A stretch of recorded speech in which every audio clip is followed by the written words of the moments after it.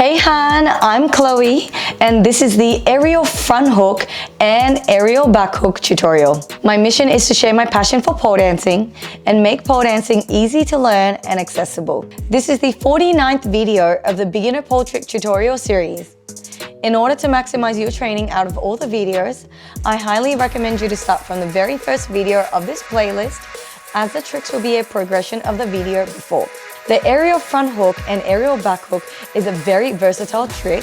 You can do a lot of aerial tricks from these two tricks. The prerequisite is making sure that you can climb the pole and also do a front hook and a back hook. This video is mirrored for your ease of learning. I'll also have a red wristband on my right wrist and my right ankle to indicate the right side of my body if you do get confused of the directions. This trick tutorial is created for you for information and educational purposes only, and for you to enjoy learning pole dancing from the comfort of your own home. Please participate at your own risk and don't work beyond your capability, and seek help or spotting when necessary. For any health concerns, please make sure to seek professional medical advice. Please also make sure you warm up your body before you start this video. I have a warm-up playlist depending on your level under the playlist warm-up so that you can try it before you do the tricks. If you enjoy this video, please make sure you give it a thumbs up so that I know to create more of these kinds of videos, and consider subscribing to my channel if you haven't yet so that you are notified every single time I upload a video. If you're looking to further your pole journey in combining tricks and dance together, then consider learning on my online learning platform, Pole Art Vault, where we put all the tricks together into a combo and learning an entire routine with combos and dance together. You can find the link in the description below for further information. Alrighty, without further ado, let's get into the aerial front hook and aerial back hook tutorial.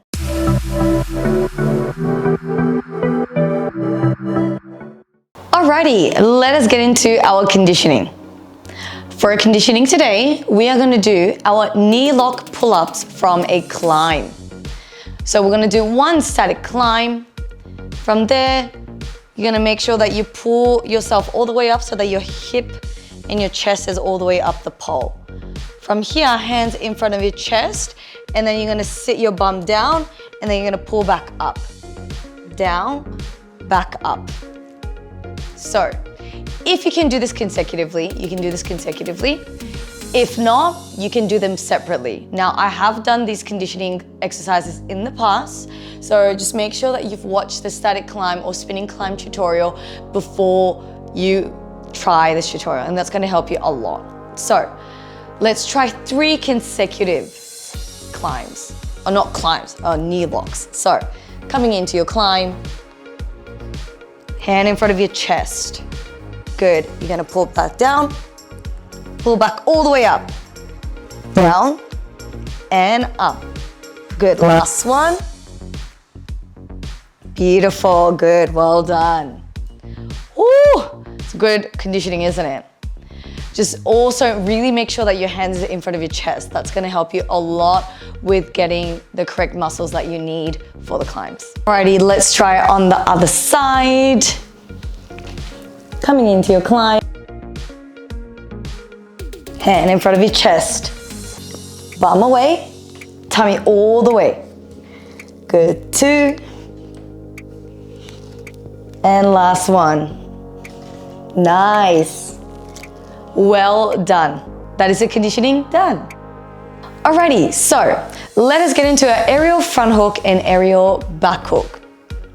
Now you can do this both on spin and static. I find spin a little easier because all you need to do is switch directions unless you get really dizzy and it doesn't really work for you. But we can do this on static as well. I shall show you how to do it on static afterwards. So this is what an aerial front hook on spin looks like.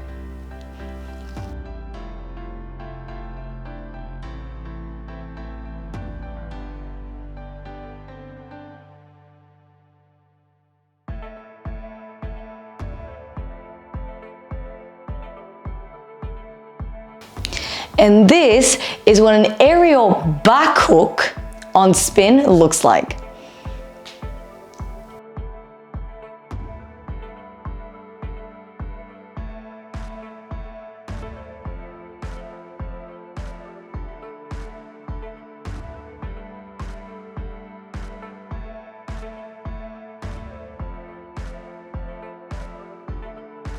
Alrighty, so let's break down the aerial front hook and back hook.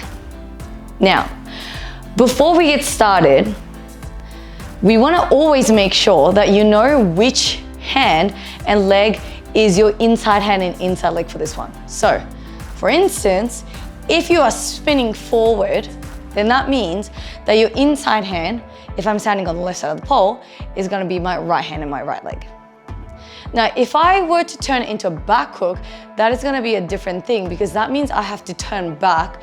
So you always have to make sure that before you get into it, you identify which one's your inside hand and inside leg. So, with our aerial front hook, we are going to start with our inside hand forearm grip. Now, the reason why is because if you try to have your inside hand up instead of your inside hand forearm, then that means once you do one climb, you're going to have to shuffle your hand up, and we do not like that. So I'll just show you what I mean. So you're going to have to do swap, swap into your front hook. I'm not a huge fan of that. I don't think it looks as seamless when you try that transition, or I should say the climb. It's much easier if you have your inside hand forearm so that once you go up, then your inside hand comes naturally up. So we're gonna start off with the inside forearm grip, outside hand on top. You're gonna climb regularly, so outside ankle in front, and then once you come up, then your inside hand will naturally be up. From there, you're gonna hook and thrust your inside knee pad onto the pole, and then you're gonna get your outside ankle behind the pole. And there is your aerial front hook. If you're feeling confident, you can take your outside hand off. If not, you can just keep both of your hands on. And then to come out, you just step down to the floor.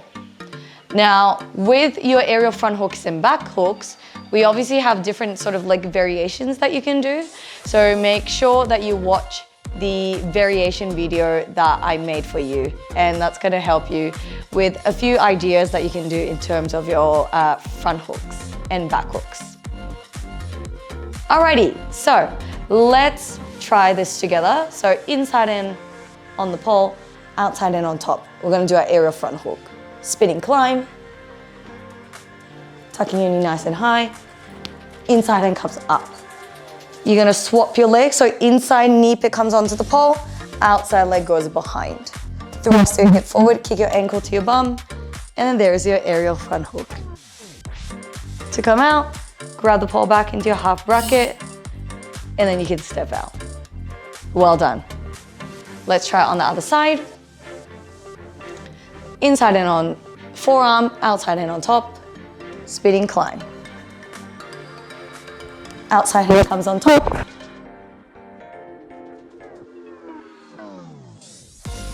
Ankle behind.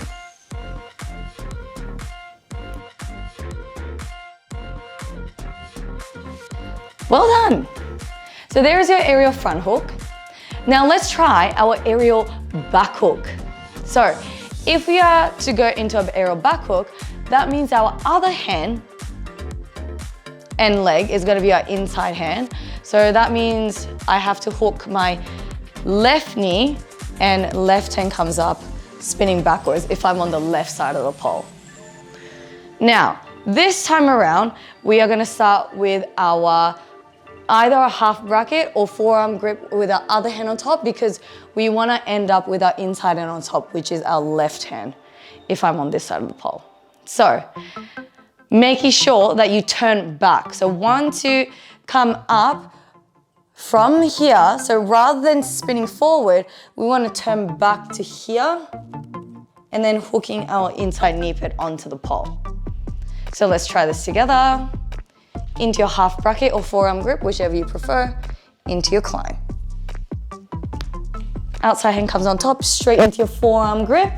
You're gonna hook your other knee, thrust your hip forward, and then you're in your back hook. To come out, grab the pole back, and coming out. Well done.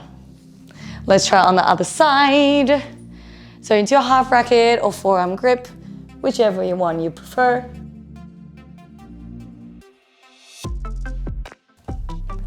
And then hook your inside knee pit onto the pole. So other one, ankle behind, into your back hook. Well done. That is your aerial front hooks on spin and aerial back hook on spin on both sides. Alrighty, now let's try our aerial front hook and back hook on a static pole. Now the entry for aerial front hook and aerial back hook on static are totally different. And mind you, this is very tricky. So if you feel like you're not getting it straight away, I would say this trick is even more intermediate. So don't feel discouraged if you don't get it straight away. Now, we're gonna start a little further away from the pole, and then what we're gonna do is called a Pantera climb. So you're gonna start off with stepping away from the pole, stepping in with your inside leg, and then we're gonna go grab the pole with the outside and then inside. And then you're gonna hook your inside knee pit onto the pole. Now, you're gonna have to slightly jump into it, and that's why it's called a Pantera climb. You're kind of just sort of like climbing up the pole. So, stepping a little further away, stepping in with your inside leg, outside hand, inside leg. Hook your knee pit onto the pole. Again, this is very tricky, so don't feel like you have to get it straight away. And this is almost like a bonus round for those that want to try it. So again, stepping in with your inside leg a little further away, out, in, and thrust. And there you have it. Make sure you do it on the other side as well. So we're here, thrust. Very tricky, this one. Well done. So there is your Pantera climb into a front hook if you want to try it. Now with your back hook, you can do the same thing if you want to. So you can Pantera into a back hook. However, you can try doing this aerially. So you can try coming into an aerial hook, and then you can swing your outside leg around into a back hook as well. So, two options, either your Pantera, this time around, you go inside, outside. So inside hand, outside hand. So you go step inside, outside into your back hook. Or the other option is coming into a climb, into a hook, and then you can go into a back hook.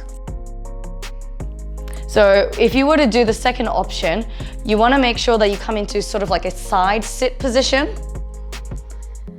And then from there, you swoop your outside leg around the pole and then onto your ankle, and that's going to help you get into your back hook. Again, this is very tricky. I don't expect you to get this one straight away, but the more you practice, the better you get. I think it's always good to work on static fundamentals. I find static very hard. I don't come from a static background. So keep practicing those, and I'm sure you'll get there very soon. So there is how to do a front hook and aerial front hook and aerial back hook on a static pole. So from a Pantera climb or from a side sit into a back hook. Well done. Alrighty, let's go through some tips and common mistakes. Common mistake number one is the hand placement. So again, this tutorial is mainly going to be based around your hand placement because this is a very common mistake that I always constantly see, having to shuffle your hand and swapping your hand when you're coming into your front hook or back hook. Well, I should say aerial front hook and back hook. Now, when you're setting yourself up, again, if you're coming into your front hook, you always want to make sure that you reverse calculate the amount of climbs you're doing and then doing your front hook. So, say for example, if I'm doing one climb, then my inside hand is on my forearm and outside hand on top, so that once you come into the first climb, then I naturally end up in a half bracket grip. However, if you're on a tall pole, then that means if you want to climb twice, then you want to start in your half bracket grip. Or I should say your forearm grip with your outside hand on your forearm. So just keep in mind that. So always reverse calculate the amount of climbs you're doing and make sure that you get into the right position with your hands. So again, if you're doing your back hook, it's vice versa, so you have to swap your hand over. So if you're climbing one climb, you want to start in with your outside hand forearm, so that once you do one climb, then you can turn back into your back hook. If you're going to do two climbs, then that means we're going to start off with our inside hand forearm, so that once we come into position, we can do our back hook with our inside hand on top. Now, the reason why we want an inside hand on top is because, say hypothetically, I try to have my outside hand like this, forearm grip, and then you won't be able to come into the right position. So always keep in mind, inside hand has to be very nice and high so that you can grip onto the pole. Now for the next tip, you want to make sure that your inside knee hook position is in the right position. So this is very similar to how we do a front hook or back hook. You want to make sure that your inside knee pit, the hook knee, is almost aligned to your outside knee as well. So commonly, I see inside knee very high. Now this is not going to help you, because that means that you end up sitting your bum down and you're not thrusting your hip all the way forward. So if I'm facing this direction, you don't want your bum to be sticking out this way. You want to make sure that your hip is aligned to the front of your knee. And that's going to help you get into the right position, into your front hook, and then the tricks that are about to come as well. So again, make sure you thrust your hip all the way forward so that you can get your right position into your knee pit. Now, other thing I want to talk about is also our outside ankle on the pole. So remember that you have to get your outside ankle behind the pole as you bring your inside knee forward at the same time. I mean, I've seen some cases where you do inside knee and then outside ankle. You can do that, but I think it just looks nicer if you're able to come into the right position with both legs. So try to really work on that. So knee squeeze and ankle both at the same time. Now, obviously with this one, our grip point is our hand, our knee pit, and our outside ankle. So having ample grip is going to be very, very crucial. So just make sure that you grip up your body. I'm feeling super, super dry today, my skin. So I made sure I put some shaving foam on my ankles and the back of my knee. And obviously my hands always get really sweaty, so I have grip tonight on my hands. So make sure you invest into the grip that's appropriate for you and making sure that you apply them before. And also, little tip, you can also apply some grip on the pole if you haven't before. So make sure you grip up the pole, grip up your hands. That's gonna help you a lot with the grip. Let's also talk about head movement. So with your head movement, you can either look over your outside shoulder to the floor, or you can look up towards the top of the pole. Now that's gonna help your move just look so much nicer and elegant. So make sure that you don't forget about your head movement as well. Now let's talk about our hand. So with our hand, please no traffic controller hands, yeah. So very gentle elbows, gentle wrists, gentle fingers. Think like you're trying to create a ripple with your middle finger, creating that lopsided ear fox, and making sure that you're not too rigid with your fingers and your arms. Try to be quite gentle.